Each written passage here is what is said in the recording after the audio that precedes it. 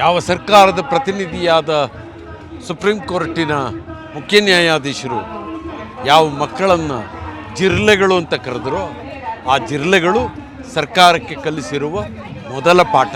ಎಷ್ಟರ ಮಟ್ಟಿಗೆ ಈ ಹೊಸ ತಲೆಮಾರಿನ ಕೂಗು ಎದ್ದಿತ್ತು ಅಂದರೆ ನಡುರಾತ್ರಿಯಲ್ಲಿ ಸೆಲ್ಫಿ ವಿಡಿಯೋನ ಪ್ರಧಾನಮಂತ್ರಿಗಳು ಕೊಡುವ ಹಾಗಾಯಿತು. ಒಂದು ಸರ್ಕಾರವನ್ನು ಎಬ್ಬಿಸುವುದಕ್ಕೆ ನಾನು ಮಾಡಿದ್ದೇ ಸರಿ ಅನ್ನುವ ಭ್ರಮೆಯಲ್ಲಿದ್ದ ಸರ್ಕಾರಕ್ಕೆ ಒಂದು ಪಾಠವನ್ನು ಕಲಿಸಿದ್ದಾರೆ. ಈ ನೀಟ್ ವ್ಯವಸ್ಥೆ ರದ್ದಾಗಬೇಕು. ಈ ನೀಟ್ ಪರೀಕ್ಷೆ ಬರೆಯೋಕ್ಕೆ ಹೋಗಿ ಏನು ಆತ್ಮಹತ್ಯೆ ಮಾಡಿಕೊಂಡು ಬೇರೆ ಬೇರೆ ರೀತಿಯಲ್ಲಿ ಸಾವನ್ನಪ್ಪಿದ 20ಕ್ಕೂ ಹೆಚ್ಚು ವಿದ್ಯಾರ್ಥಿಗಳಿದ್ದಾರೆ. ಅವರಿಗೆ ನ್ಯಾಯ ಸಿಗಬೇಕು. ಮಕ್ಕಳ ಮೇಲೆ ಅವರು ಮಾಡಿದ ಲಾಠಿ ಚಾರ್ಜು ಅತ್ಯಂತ ಹೇಯವಾದ್ದು.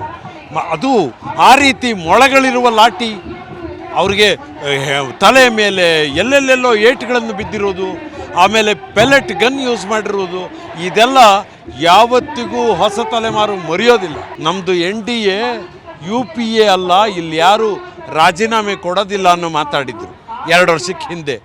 ಈಗ ಅದೇ UPAದಿಂದ 1 ವಿಕೆಟ್ ಉರುಳಿದೆ.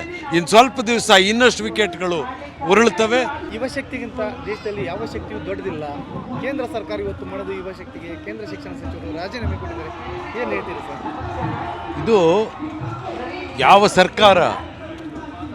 ಯಾವ ಸರ್ಕಾರದ ಪ್ರತಿನಿಧಿಯಾದ ಸುಪ್ರೀಂ ಕೋರ್ಟಿನ ಮುಖ್ಯ ನ್ಯಾಯಾಧೀಶರು ಯಾವ ಮಕ್ಕಳನ್ನು ಜಿರ್ಲೆಗಳು ಅಂತ ಕರೆದರೋ ಆ ಜಿರ್ಲೆಗಳು ಸರ್ಕಾರಕ್ಕೆ ಕಲಿಸಿರುವ ಮೊದಲ ಪಾಠ. ಮತ್ತು ಎಷ್ಟರ ಮಟ್ಟಿಗೆ ಈ ಹೊಸ ತಲೆಮಾರಿನ ಕೂಗು ಎದ್ದಿತ್ತು ಅಂದರೆ ನಡುರಾತ್ರಿಯಲ್ಲಿ ಸೆಲ್ಫಿ ವಿಡಿಯೋನ ಪ್ರಧಾನಮಂತ್ರಿಗಳು ಕೊಡುವ ಹಾಗಾಯಿತು. ಆ ಮಟ್ಟಕ್ಕೆ ಹೊಸ ತಲೆಮಾರು ಒಂದು ಸರ್ಕಾರವನ್ನು ಎಬ್ಬಿಸುವುದಕ್ಕೆ ನಾನು ಮಾಡಿದ್ದೇ ಸರಿ ಅನ್ನುವ ಭ್ರಮೆಯಲ್ಲಿದ್ದ ಸರ್ಕಾರಕ್ಕೆ ಒಂದು ಪಾಠವನ್ನು ಕಲಿಸಿದ್ದಾರೆ. ಇದಿಲ್ಲಿಗೆ ಮುಗಿಯುವಂಥದ್ದಲ್ಲ. ಯಾವ ನೀಟ್ ವ್ಯವಸ್ಥೆ ಅನ್ನೋದು ಬಂತೋ ಅದು ಮೂಲತಃ ಆಯಾ ರಾಜ್ಯಗಳ ಕೆಳಗಡೆಗಿದ್ದ CET ತರಹದ ವ್ಯವಸ್ಥೆಯನ್ನು ಕಿತ್ತುಕೊಂಡು ಕೇಂದ್ರೀಕರಿಸಿದಂತಹ ವ್ಯವಸ್ಥೆ. ಈ ನೀಟ್ ವ್ಯವಸ್ಥೆ ರದ್ದಾಗಬೇಕು. ಈ ನೀಟ್ ಪರೀಕ್ಷೆ ಬರೆಯೋಕ್ಕೆ ಹೋಗಿ ಏನು ಆತ್ಮಹತ್ಯೆ ಮಾಡಿಕೊಂಡು ಬೇರೆ ಬೇರೆ ರೀತಿಯಲ್ಲಿ ಸಾವನ್ನಪ್ಪಿದ 20ಕ್ಕೂ ಹೆಚ್ಚು ವಿದ್ಯಾರ್ಥಿಗಳಿದ್ದಾರೆ. ಅವರಿಗೆ ನ್ಯಾಯ ಸಿಗಬೇಕು. ಅವರಿಗೆ ಕನಿಷ್ಠ 1 ಕೋಟಿ ರೂಪಾಯಿ ಒಂದು ಕುಟುಂಬಕ್ಕೆ ಸರ್ಕಾರ ಕೊಡೋ ಹಾಗಾಗಬೇಕು. ನೀಟ್ ಅನ್ನುವ ವ್ಯವಸ್ಥೆಯೇ ರದ್ದಾಗಬೇಕು. ಮತ್ತು ನ್ಯಾಷನಲ್ ಟೆಸ್ಟಿಂಗ್ ಏಜೆನ್ಸಿ ಅಂತ NTA ಅಂತೇನಿದೆ ಅದು ಸಂಪೂರ್ಣವಾಗಿ ತೆಗೆದು ಹಾಕಬೇಕು.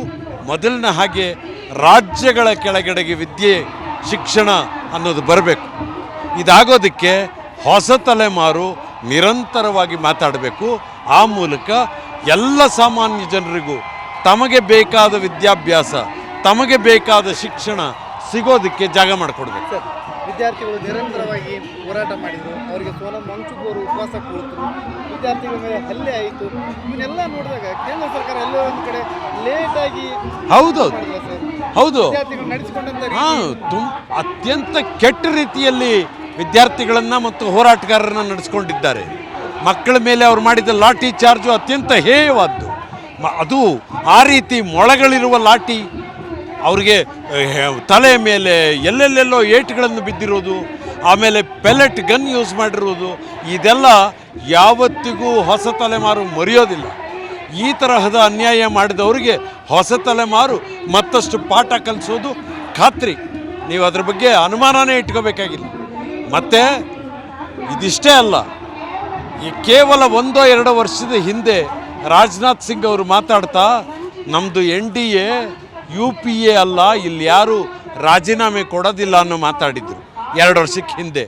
ಈಗ ಅದೇ UPAದಿಂದ 1 ವಿಕೆಟ್ ಉರುಳಿದೆ. ಇನ್ನು ಸ್ವಲ್ಪ ದಿವಸ ಇನ್ನಷ್ಟು ವಿಕೆಟ್ಗಳು ಉರುಳುತ್ತವೆ. ಯಾರಿಗೆ ಏನು ಪಾಠ ಕಲಿಸ್ಬೇಕೋ ಅದು ಹೊಸ ತಲೆಮಾರು ಖಂಡಿತ ಕಲಿಸುತ್ತೆ ಅಂತ ಹೇಳೋಕ್ಕೆ ಇಷ್ಟಪಡ್ತೀನಿ. ಇಷ್ಟೊಂದು ಜನ ವಿದ್ಯಾರ್ಥಿಗಳು ಬಂದಿದ್ದಾರೆ, ಏನು ಅನ್ನಿಸ್ತಾ ಇದೆ ಸರ್? ತುಂಬ ಸಂತೋಷ ಆಗುತ್ತೆ. ಹೊಸ ತಲೆಮಾರಿಗೆ ಇರುವ ಶಕ್ತಿ ಇಂಥದ್ದು. ಜನ್ ಝಿ ಅನ್ನುವುದು ನಮ್ಮೆಲ್ಲರಿಗನ್ನೂ ಮೀರಿದಂತಹ ಹೊಸ ಶಕ್ತಿ. ಅವರು ಸದಾಕಾಲ ಏನೋ ಮೊಬೈಲಲ್ಲಿರ್ತಾರೆ, ಸದಾಕಾಲ ಇನ್ನೆಲ್ಲೋ ಇರ್ತಾರೆ ಅಂತ ಗೊಣಗಾಡ್ತಿದ್ದವರಿಗೆ ಉತ್ತರವಾಗಿ ಜನಿಸಿ ಸರ್ಕಾರಕ್ಕೆ ಪಾಠ ಕಲಿಸಿದೆ. ನಮ್ಮ ಕಾರ್ಯಕ್ರಮಗಳನ್ನು ನೀವು ನೋಡ್ತಾ ಇದ್ರೆ ನಮ್ಮ ಚಾನೆಲ್ ಅನ್ನ ಸಬ್ಸ್ಕ್ರೈಬ್ ಮಾಡಿ, ಪಕ್ಕದ ಬೆಲ್ ಐಕಾನ್ ಒತ್ತಿ ನಮ್ಮನ್ನ ಬೆಂಬಲಿಸಿ. ಹಾಗೆ ನಮ್ಮ ಕಾರ್ಯಕ್ರಮಗಳನ್ನ ಲೈಕ್ ಮಾಡಿ, ಕಮೆಂಟ್ ಮಾಡಿ, ಅದನ್ನ ಬೇರೆಯವರಿಗೂ ವಾಟ್ಸ್ಆಪ್ ಮೂಲಕ ಶೇರ್ ಮಾಡಿ. ನೀವು ಹೀಗೆ ಮಾಡಿದಾಗ ನಮ್ಮ ಚಾನೆಲ್ ಇನ್ನಷ್ಟು ಮತ್ತಷ್ಟು ಜನರಿಗೆ ತಲುಪಲು ನೀವು ನಮ್ಮೊಂದಿಗೆ ಸಹಕರಿಸಿದ ಹಾಗಾಗುತ್ತೆ. ಇದು ನೀವು ಯಾವುದೇ ಖರ್ಚಿಲ್ಲದೆ ಕೆಲವೇ